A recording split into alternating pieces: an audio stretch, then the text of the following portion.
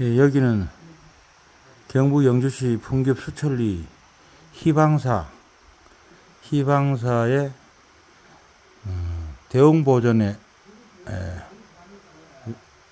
오른쪽에 있는 그 무지개 다리 건너에 있는 세 채의 건물, 범종각과 또 하나 세 채인데 요거 가운데 있는 건데, 그 현판을 읽어보니까 지장전이라고 저는 해석됩니다. 땅지자에 있어 지장전인데, 그 안에 이런 게 있네요. 1년 기도는 1년 동안 기도할 때 축원비 30만원, 1년 동안 축원해준 비용은 30만원, 100일 기도는 축원비 10만원, 1년 365일 30만원, 100일은 10만원, 인등 기도라는 건 1인 1등 해서 연 5만원, 천년초 발언 3일 만원, 7일 2만원.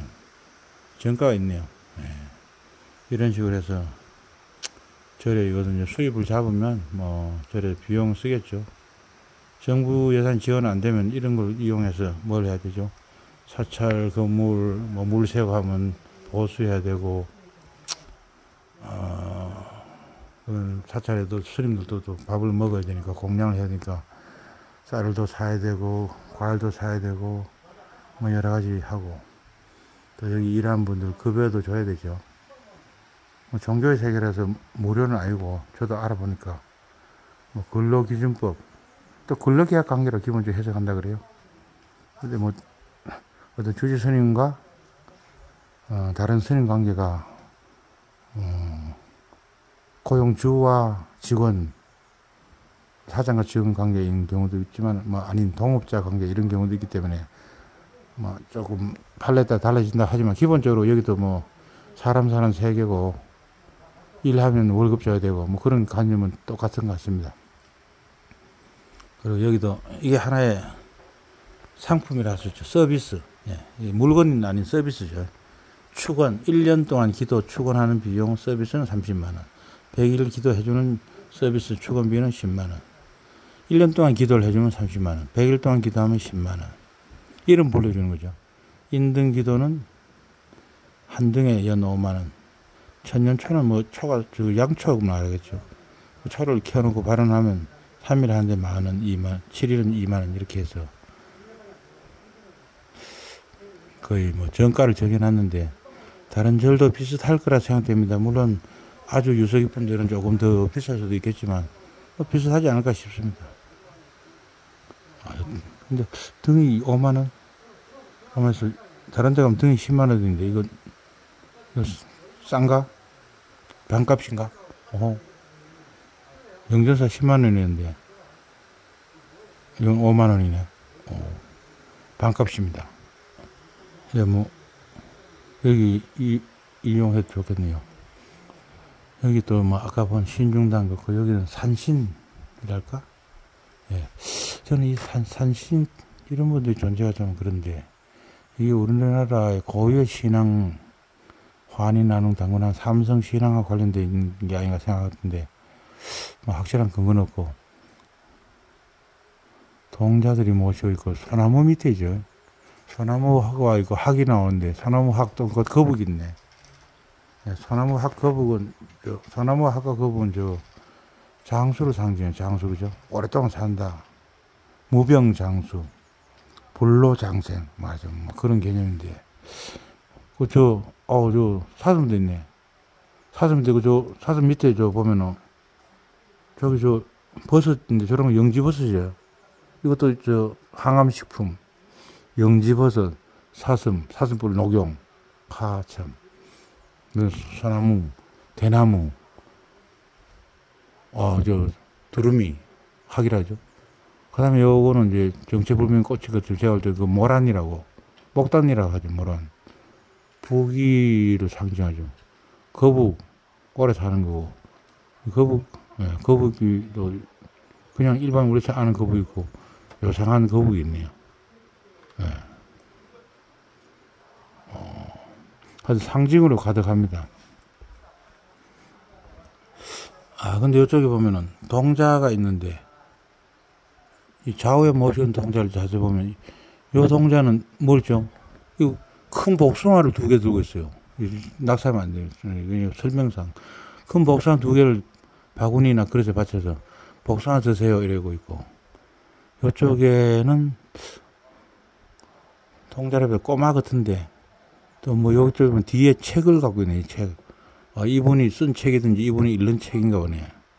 예, 비단 같은 싼 책, 아주 귀한 책, 서책을 읽고. 복숭아 하면 이것도 그냥 천도 복숭아 이런 식으로 중국 곳에도 보면 복숭아를 먹으면 장수한다 이런 이야기죠. 그 다음에 여기는 이제 동자 시장가 하여튼 수행 비서 같은 사람이 있는데, 자네 끓여 차 같은 걸 끓인 거죠. 그 결론적으로 모르죠. 오래 살려면 뭐 해야 된다?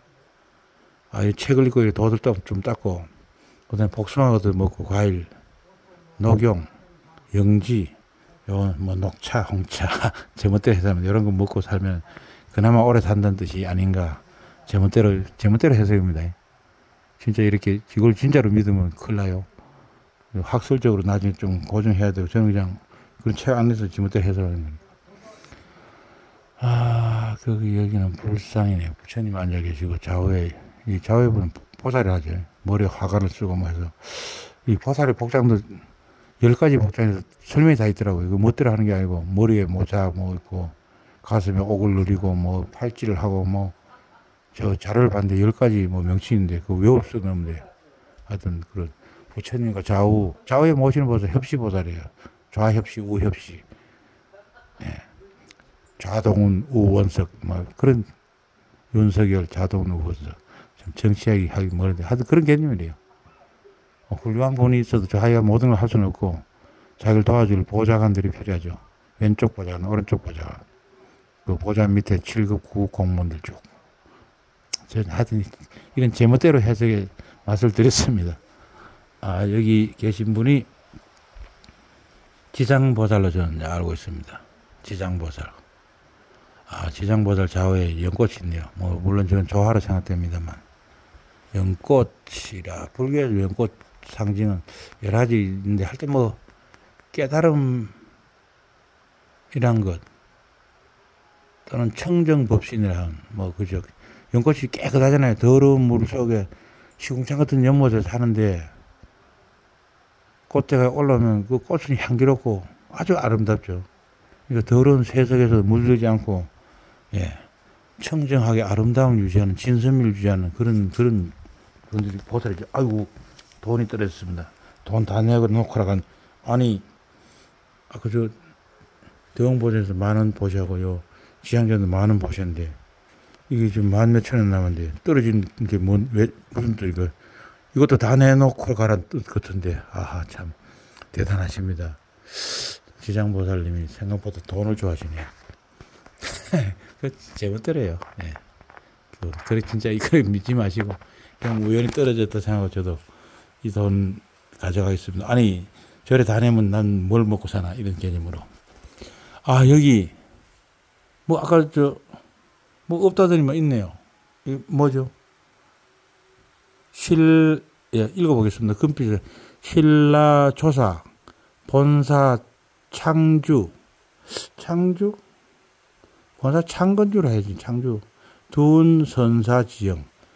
신라시대의 조사, 할아버지 같은 훌륭한 스님이고, 본사 이절, 즉, 희방사를 창건하신, 희방사를 처음 세운 그 주체, 인 두자, 막을 두자고 구름 운자인데, 구름을 막는다? 선사죠. 참선하는 분이니까, 이분은 교종이 아닌가? 선사는 참선했다는 뜻이죠.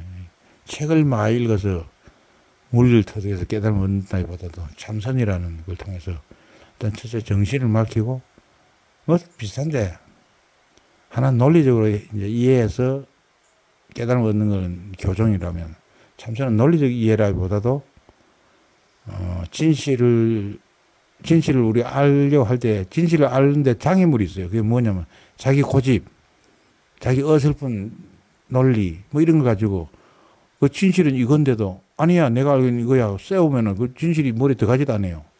그러면 그 진실을 아는 방법 뭐죠? 되지도 않는 말도 안 되는 엉터리 개똥차라. 저도 개똥차라 했는데 그 개똥차를 빨리 버려야 돼요. 개똥차를 갖고 있으면 진실하고 거리 멀기 때문에 계속 그 진실과 현실과 또는 진실과 불일치가 일어나서 계속 그 갈등이 생기고 고뇌가 오죠. 그래서 고뇌를 일으킬 수 있는 요인들을 어떤 사람은 한꺼번에 제거한다. 그거 도노라 그러고 아니면 그렇게 안 되고 조금 제거하고 이렇게 자꾸 하다 보면 싹 시간 좀 걸림 없어진다는 점수인데 하여튼 도노든지 점수든지 뭐 그런 걸 통해서 자기 머리 속에 번뇌망상 그 우리 머리를 하나의 컴퓨터로 보면 그 안에 막 온갖 잡음 있는데 그걸 싹 정리해서 깨끗이 하면은 대청소해서 쓰레기 해서 쓰레기통에 휴지통에 넣고 휴지통 싹 다 비우면 컴퓨터 깨끗해지잖아요. 그렇게 머리가 깨끗해지면 예, 그 맑은 물에 사방에 나무든지 햇빛이든지 다 찬란히 비치는 것이 맑은 머리에는 이 우주의 모습이 그대로 비치는 겁니다. 월인천강. 그렇게 해서 깨닫는 게 선정의 깨달음이거든요. 저도 이것도 전부 제 멋대로 해서입니다. 지금 뭐 사실 전혀 다른 종을 줬는데 그냥 참선의 선자 떠올라서요. 혹시 이분이 참선을 통해서 깨달은 분 아닌가? 그럼 참선은 뭔가?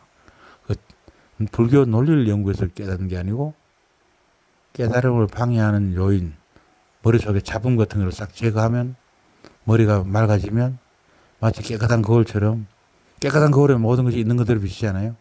근데 그 더러운 거울에는 또는 삐뚤삐뚤한 거울에는 모든 것이 비치긴 비치는데 애매하게 비치면서 꾸불꾸불 휘어져 비치고 뭐 탁하게 보여서 저게 뭔가 이렇게 헷갈리게 비치잖아요. 그런 것이 싹 사라지는 명경주스라 해요. 예.